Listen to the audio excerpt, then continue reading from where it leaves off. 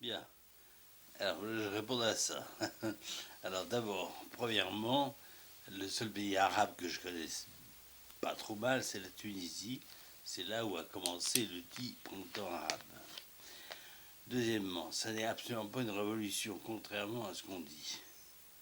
C'est une révolte qui est partie du centre du pays, d'un étudiant qui était, pour gagner sa vie, obligé de vendre des légumes aux Noirs sur la place du village et qui a été arrêté par la police.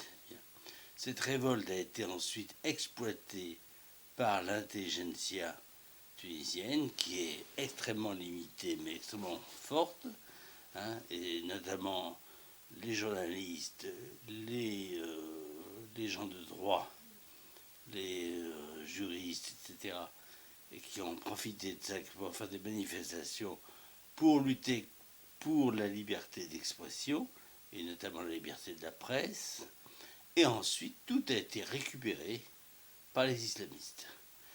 Pourquoi? Parce que les islamistes avaient été emprisonnés par Ben Ali et qu'ils ont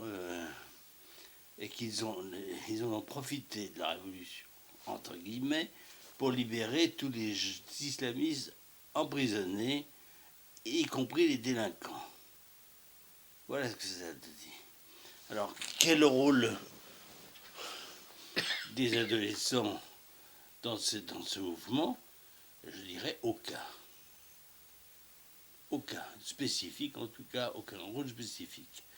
Euh, Évidemment, ils ont joué un rôle dans la révolte, puisque c'était surtout des étudiants diplômés bac plus 3 ou 4 qui qui sont sans travail et qui donc étaient en état de révolte. Leur situation s'aggrave actuellement de jour en jour, le chômage s'aggrave et deuxièmement, l'intelligentsia, les adolescents de l'intelligentsia, eux, de plus en plus, continuent à aller à l'étranger parce que les parents ont de l'argent, donc ils vont se former en France ou au Canada, puisque la France n'est pas très accueillante actuellement. Hein. Et puis les islamistes, ben, vous voyez ce que ça donne. Hein, il y a encore un attentat avec 19 morts aujourd'hui. Oui. Donc voilà, on ne peut rien dire de spécifique. Il n'y a eu aucun mouvement spécifique d'étudiants, notamment. Il n'y a absolument pas eu de mouvement dans les écoles, dans les lycées ou dans les facultés. Pas du tout.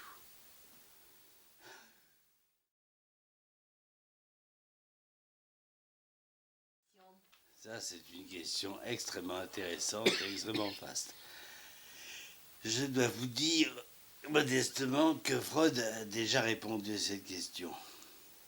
Freud a déjà répondu puisqu'il parlait du transfert dans les maisons de santé à l'époque en Autriche. Et justement, le transfert à ce site particulier, c'est qu'il était à la fois invisible à l'œil nu, si vous voulez, il est pas, il est caché, et en même temps extrêmement efficace dans les actes, puisqu'il entraîne des passages à l'acte. Donc, il est à la fois inaudible pour le commun du peuple, parce qu'il est inaudible comme il est inaudible l'inconscient, et en même temps, c'est lui qui est responsable de passages à l'acte, comme par exemple le fait de claquer la porte et de partir de l'institution, euh, ou au contraire, de faire des miracles dans l'institution.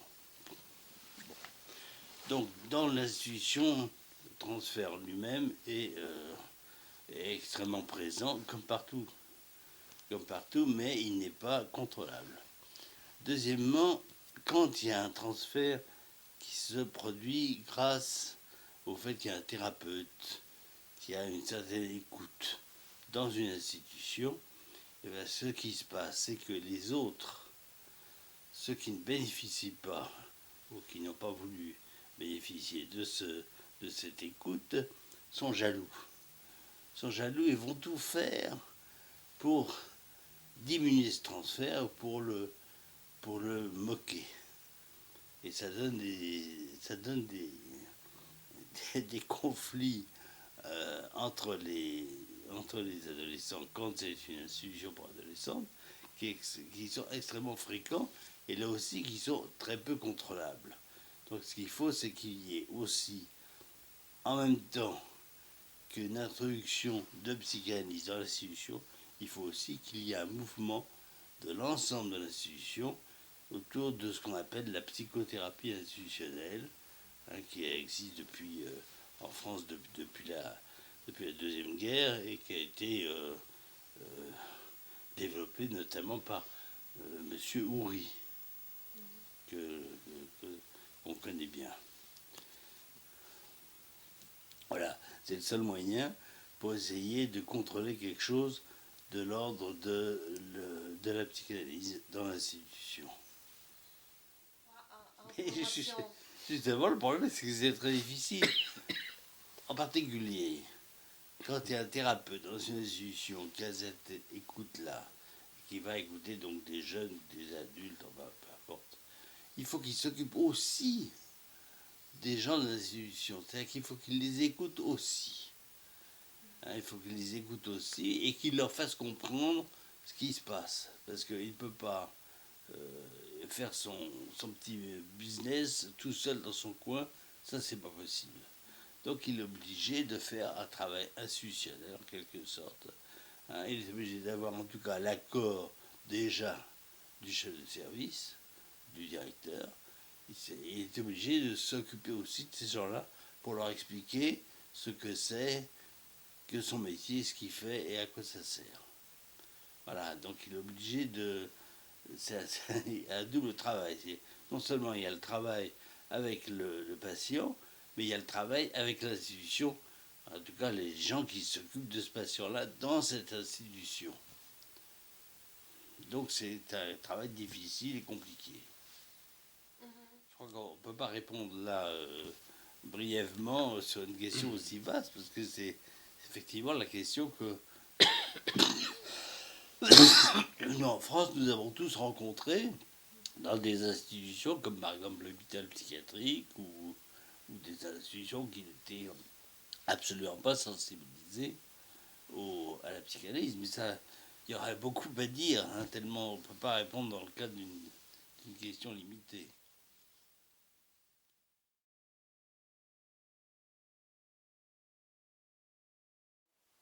Eh bien, c'est que le miroir n'est pas la photo. Tout simplement, parce que je vais vous raconter une histoire. J'ai un patient qui est un garçon qui était anorexique et qui m'a expliqué que dans le miroir, il ne voyait que son ventre.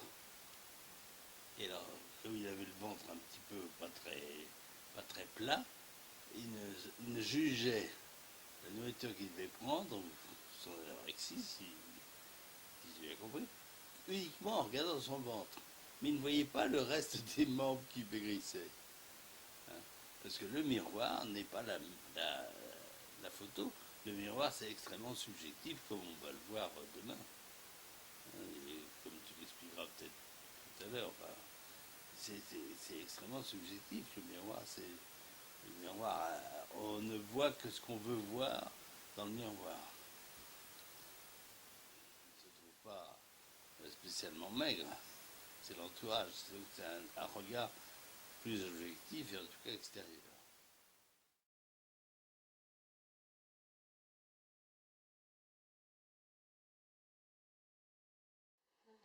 Alors, pour répondre à cette question, j'ai trouvé une définition de Lacan sur l'identification. Lacan dit l'identification, c'est les transformations chez la personne quand la personne assume une image. C'est-à-dire en quoi le fait de s'approprier une image, une imago, c'est-à-dire des caractéristiques d'autres, peut vous transformer. Alors ça c'est vrai pour l'identification qu'on appelle symbolique, puis qui est due à une introjection, pour reprendre le terme de Ferenczi, c'est dû à... Ce n'est pas le fait d'une identification imaginaire. Alors évidemment, quand on essaie de repérer bien sûr les identifications dont on écoute un patient, notamment les identifications précoces. Et précoces à la mère ou au père. Et ça, c'est des choses qui sont, je dirais, structurelles. C'est pour ça que c'est capital de s'en rendre compte et de les comprendre.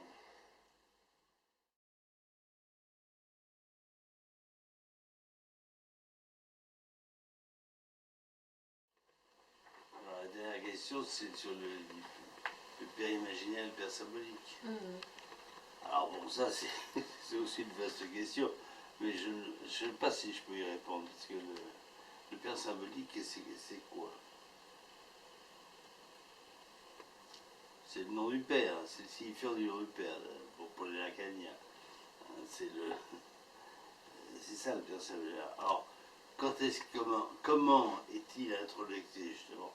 Comment s'identifie-t-on à ce père symbolique?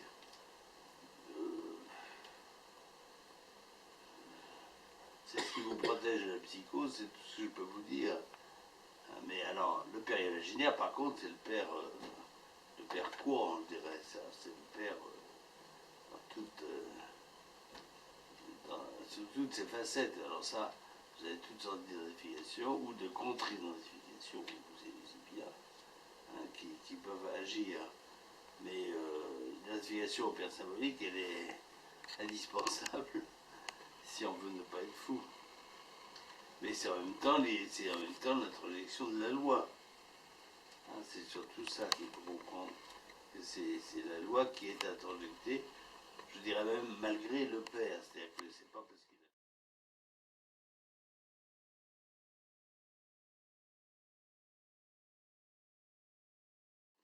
Alors, là aussi, c'est une question très vaste. Hein. Je crois qu'il faut quand même distinguer le schéma corporel, qui intéresse plutôt les médecins, les rééducateurs, etc., et l'image inconsciente du corps, qui, elle, intéresse plutôt les psychanalystes. Bon, le schéma corporel, c'est la prise de conscience, c'est conscient, le schéma corporel. C'est la prise de conscience par l'enfant de son corps, de ses possibilités de se mouvoir dans l'espace. Ça donne à l'enfant une image concrète de ses possibilités d'action, un contrôle de ses mouvements, un sentiment de sécurité dans ses activités motrices. Bon, l'image inconsciente du corps, c'est quand même beaucoup plus compliqué, complexe. Les deux se construisent dès la naissance, même peut-être avant, hein, à partir des perceptions internes, des perceptions externes. Et pour se constituer, les deux ont une condition pour se constituer, c'est le passage par le stade du miroir, hein, qui va constituer l'enfant qui va constituer le moi de l'enfant, hein, qui va le constituer comme sujet, ce qui suppose qu'il soit inscrit dans le langage. Ou au minimum, il y a un accès. Bon, donc, alors chez l'enfant, qu'il soit handicapé ou pas d'ailleurs, on appréhende à la fois le schéma corporel, mais aussi l'image inconsciente du corps, par ses productions symboliques, et avant tout le dessin, mais aussi par le langage, par les relations à l'autre, et par son activité psychomotrice, hein, pour avoir une idée de son schéma corporel. Donc tous ces éléments nous donnent des indications précieuses sur comment l'enfant fonctionne dans son schéma corporel, mais également, je dirais, dans son moi, qui est à la fois conscient et inconscient, dans son image, dans son image du corps. Et chez l'enfant handicapé, alors, la lecture de ces deux indications, enfin le schéma corporel et l'image du corps, est très complexe, hein, parce que s'entrecroisent des tas de facteurs, des limitations, des pathologies qui sont d'origine lésionnelle. On pense aux enfants qui sont infirmes moteurs cérébraux, qui ont des anomalies génétiques. Et puis, comme chez tout enfant, il y a une lecture des troubles de la structuration psycho-affective et relationnelle. Hein. Et ces deux domaines s'intriquent étroitement. Et la grande difficulté, c'est d'avoir une lecture de ces troubles, du schéma corporel ou de l'image du corps, en étant suffisamment ouvert et surtout en évitant à tout prix, en se gardant des liens de cause à effet. Hein, et de dire, voilà, l'enfant a telle limitation dans son schéma corporel, et bien c'est parce qu'il a telle lésion. Ou alors, l'enfant dessine cela ou a un trouble de la relation, et c'est parce que son père ceci, sa mère cela, etc. Je crois que ce qui est très important, c'est d'essayer de garder une image un petit peu pluraliste de ces différentes grilles de lecture. Alors maintenant, l'enfant handicapé, comme disait Winnicott, un enfant, ça n'existe pas. Hein, et il y a des multitudes de sujets, et la clinique que nous avons avec les enfants handicapés, c'est justement, avec l'approche médicale, mais aussi avec la psychanalyse, c'est d'avoir une lecture la plus, de garder une lecture la plus complexe possible. C'est justement faire l'éloge de la complexité plutôt que celle de la relation qu'on avait faite. Voilà. Je ne peux pas vous donner beaucoup plus. Moi, je suis plus spécialiste des enfants sourds et plurihandicapés qui posent une question assez particulière pour l'accès au symbolique et à la langue. Et ça, on aura peut-être l'occasion d'en reparler.